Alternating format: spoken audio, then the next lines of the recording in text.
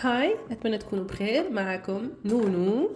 بهذا الفيديو رح نكمل على سلسلة رسم العيوب، وفيها عندك فرصة كمان إنه تربح رسمة من عند إذا حجزت الثلاث العيوب اللي رح أرسم بهذا الفيديو. معاهم الديسكريبشن تبع والكومنت اللي رح يربح أكبر عدد لايكات هو اللي رح أرسمه. بآخر فيديو كنت عملت الشعر الكيرلي، لأنه أنا كنت يعني أعاني من تنمر على شعري الكيرلي، وكمان عملت الحواجب اللي يكونوا متلاصقين، يعني الشعر بين الحواجب. هذا كمان أنا ما بعاني منه، بس كانوا بنات أصحابي يعني بيعانوا من هذا الشيء. كان الشيء بيزعلهم كتير، إنه كانوا بيسموهم أشياء غريبة يعني، أو زي رجل وهيك. طبعا أنت حر إذا كان عندك حاجب هيك إنه تخليه هيك أو تزيل الحاجبين. يعني بالإسلام يعني المرأة ممكن تزيل الشعر بين الحاجبين إذا كانت تحب أكيد. بس أنا بشوف إنه أغلب البنات اللي عندهم هذا الشيء يعني بين الحاجبين يكونوا كتير حلوين صراحة. بشوفهم واو، بقول يعني فيهم يعملوا كتير إشي بهالجمال هذا صراحة. بيكون في كياتة وفي سبيشاليتي في هذا الجمال. المهم بنحكي كتير، رح نعمل اشياء طلبتوها مني كثير. اول هذا الشيء رح اعمله دايركت للحين، وفي اثنين من هذا الشيء اللي طلبتوه مني كنت اوريدي عملته بالشورت، وراح اوريكم كيف الطريقه اللي رسمته بيها بهذا الفيديو. يعني اليوم رح نعمل 3 كومبلكسات او 3 سبيشاليتي او يعني انسكيورتيز او 3 عيوب، ما بعرف كيف يسموهم بالعربي صراحه، بس بالفرنسي كومبلكس وبالانجليزي انسكيورتي. نحاول بالطريقة شو يسمون. يعني أنا لقيت فقط اسم العيوب، حتى إن كان العيوب شيء مو حلو يعني، بس هو لا شيء مميز يعني فيك. المهم ننطلق للعيب الأول، وخلوا لي بالكومنتات إذا حزتوا شو هذا العيب قبل ما أقوله. يعني أول شيء حابة أوريكم أقلامي من ماركت أرتكس، كتير كيوت، حلوين كتير. حتى الألوان اللي فيهم حلوين، وفيهم من H to H etc. حتى ال 4B 5B 7B. يعني في كتير من الأرقام، يعني كل رقم بيحي أنه القلم بيكون يعني ساتوريت أو مغلوق أو مفتوح، يعني على حسب الرقم اللي والحرف اللي عنده. أنا راح أخذ رقم عادي يعني HP، يعني أي واحد ممكن يرسم أو يلاقي القلم. بس حبيت الألوان، حبيت أوريكم الألوان كتير كيوت. المهم راح أخذ HP أو أي قلم. ما لقيت HP، لقيت H. استنوا، لا في شو هذا، في 2B.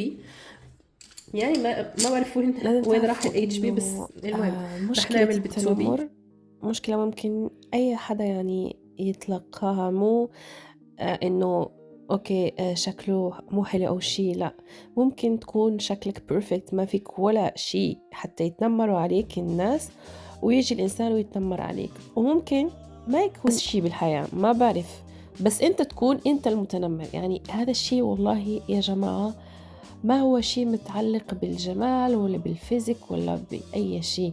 هذا الشيء متعلق بروح الإنسان الخبيثة، خصوصا بالطفولة.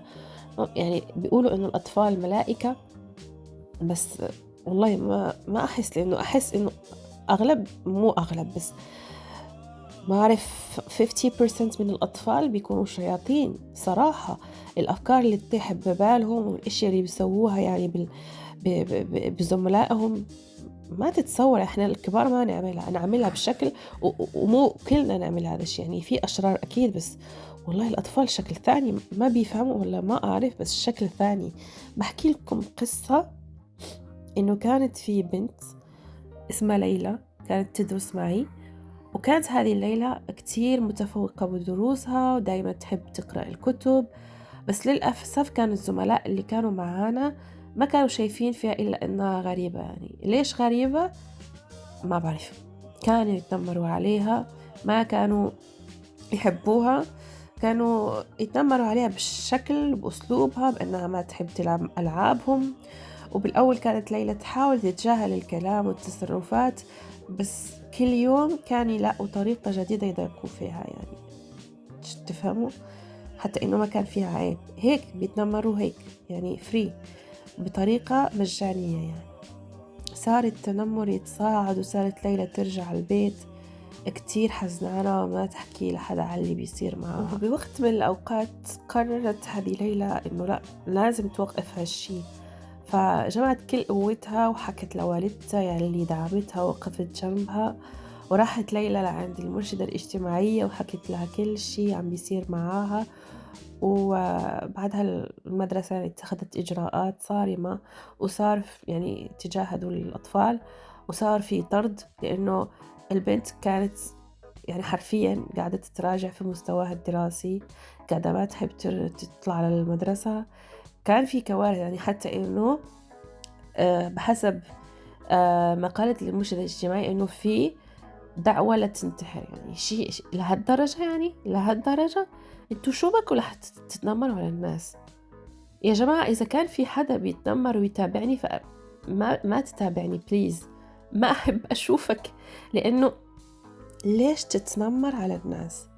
ليش تتنمر؟ أظن إنه المتنمرين أصلا ما لهم وقت إنه يبدعوا ويرسموا، أكيد ما في متنمرين معي بالقناة، أكيد المتنمرين قاعدين يعني فاشلين، ما يفكروا إلا كيف رح أسقط هذه البنت أو هذا الولد، كيف رح أحطه بموقف بايخ، كيف رح أضحك الناس فيه، هذا اللي بيفكر فيه، ما بيعمل إبداع، ما يدرس، ما يعمل أي شيء، هذا اللي بيعمل به المتنمر. وغالبا المتنمر بيكون معقد نفسيا وعنده عقد نفسيا، وكل الناس اللي بعائلته من أبوه أمه وجده وأخوه بيتنمروا عليه على هيك، يعني هو عايش هذا التنمر في البيت لحتى يتنمر على الناس تانية، لأنه غير هيك كيف رح يعرف؟ يعني أغلبية هيك، وأغلبية عندهم عقد نفسية، وأغلبية ما بيفهموا يدرسوا، أغلبية محطمون وتعيسون وبيمثلوا إنهم هم فرحانين، وبيعملوا أي شيء لحتى يحطوا الناس التانيين نفس مطرحهم. يعني إذا أكنت أنا حزين فأحس يعني كل الناس لازم يكون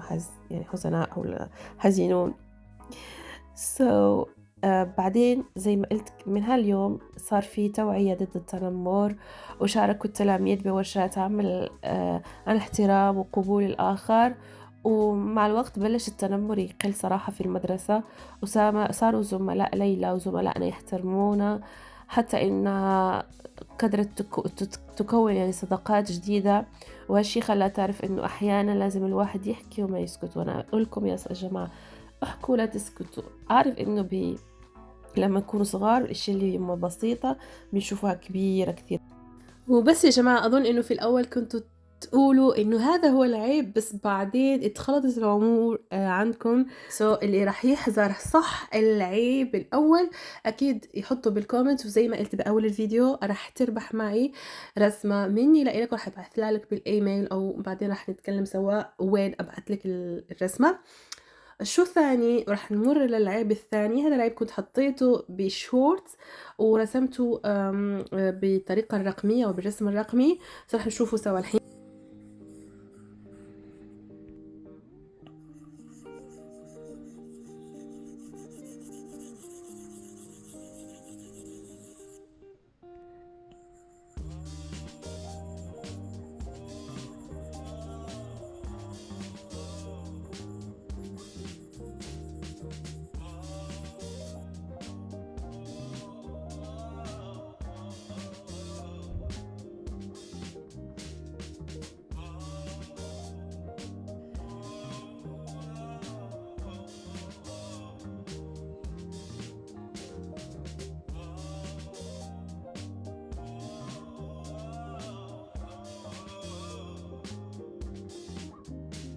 حاولت أخلي الفيديو بطيء شوي يعني بالسرعة العادية عشان انتوا تشوفوا كيف أنا برسم بالرقمي. صراحة بالوقت اللي أنا كنت غايبة فيه رسمت كتير رسم رقمي، حبيت صراحة إنه أرسم رقمي حتى وإن كان ما يعوض الرسم الأساسي والرسم التقليدي، بس في سهولة في الرسم الرقمي وفي اكتشاف في الرسم الرقمي إذا كنت حابب تتعلم دغري يعني وما عندك وقت إنه يعني هو بيسهل إنه تمسح دغري، تعمل إشي دغري. هو إذا كان في حابب تتعلم دغري فاتعلم بالرقمي عشان يعني مثلا تتعلم نسب الواش وكل هذا الشيء ممكن تتعلمه بالرقمي بسهولة، وبدون إنه يكون عندك يعني أي شيء قلم وهيك وتمسح وترجع تعيد وترجع تخرب الورق. أنصحكم كمان ما يكون أول شيء تتعلموه، لأنه لما تتعلموه بأول مرة فرح يكون عندكم صعب إنه ترجعوا للرسم التقليدي. لا، تعلموا شوي بالرسم التقليدي، وبعدين إذا حابين تطوروا من حالكم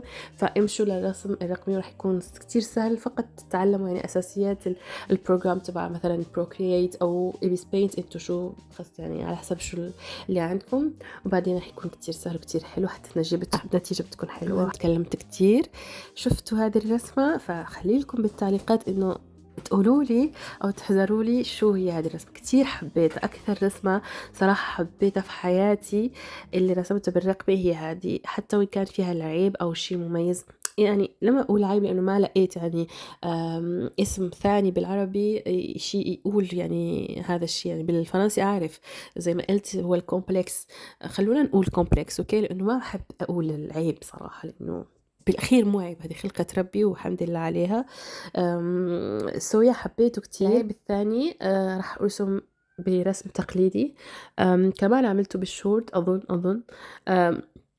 والمهم هذا العيب مو عيب كلياتنا ما مرينا فيه، لا بالعكس، هذا عيب كتير كومن أغلب الناس تمر فيه، بس ما بعرف ليش في فترة من فترات أنا كنت بعاني منه، وكان في أشخاص يعني المتنمرين ما كان فيهم هذا العيب. بس رح أحكي لكم قصتي، هو إنه كان في شخص بيتنمر علي على هذا العيب، وكان بيقول أوه ماي جاد شوفوا هذه شو عندها وهيك وهيك. أنا صراحة بالثانوي اتنمر على شكلي كتير، حتى لو كان شكلي كان والله يعني ما لأنه مغرورة، بس كان شكلي كتير حلو كتير مميز.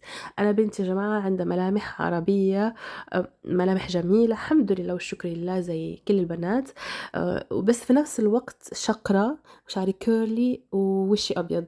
حتى أنا رح أحط لكم صوري لما كنت صغيرة، وحتى إني رح أحط صور ابني لأنه ابني بيشبه لي، بس رح أوريكم شعره يعني ما رح أوريكم وشه. كان هذا الميكس كتير حلو. كان الناس يعني الكبار يعني بيشوفوني مع أمي مثلا، فبيقولوا أوه ماي جاد مين هذه البنت كتير تشبه يعني الفرنسيين وهيك.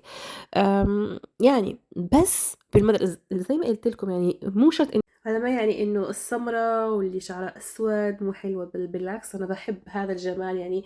بس بالدول العربية أحس إنه لما يشوفوا في بنت شقرة عيونها زرقاء بيضة بيقولوا واو، بس أنا لأنه أنا هيك، فلما بشوف شعر أسود وسمراء بقول واو. يعني مثلا الجمال الهندي أو ماي جاد تكوني مو حلوة عشان يعني يتنمروا لك، لا بالعكس، ممكن هذا اللي بيتنمر هو بشع يتنمر على بنت حلوة مثلا، هذا الشيء عادي، وفقط حابب يتنمر. كانوا يتنمروا علي كمان على هذا الشيء. بعدين أنا لما فت على الصف اللي بعده، هذا الشخص اللي كان يتنمر علي إجاه هذا الشيء بطريقة بشعة وأكبر بأضعاف، يعني 100 مرة أكثر. كان يمشي عند طبيب وهيك، وأنا يعني عز علي ما حبيت أبدا وما فكرت أبدا إنه أتنمر عليه، بالعكس كان يعني أشوفه كنت بحزن عليه لأنه الناس صارت تنمر عليه.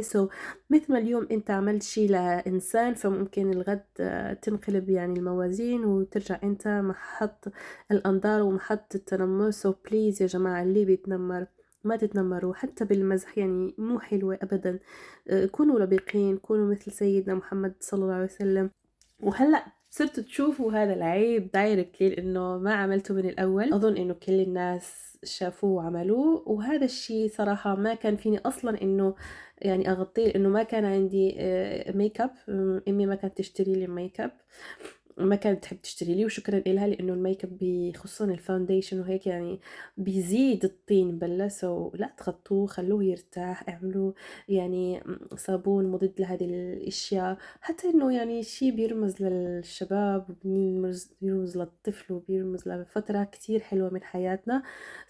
عيشوا هذه الفترة بأحسن شيء بالحياة، وما تخلي يعني الناس تقرفك، وخلي شخصيتك قوية وما تهتم بالناس، وشوف حالك يعني أنت أحسن واحد. ليش لا يكون عندك ثقتك بنفسك، بس بنفس الوقت تكون متواضع، هذا أهم شيء، يعني يكون عندك توازن ما بين هذا وذاك.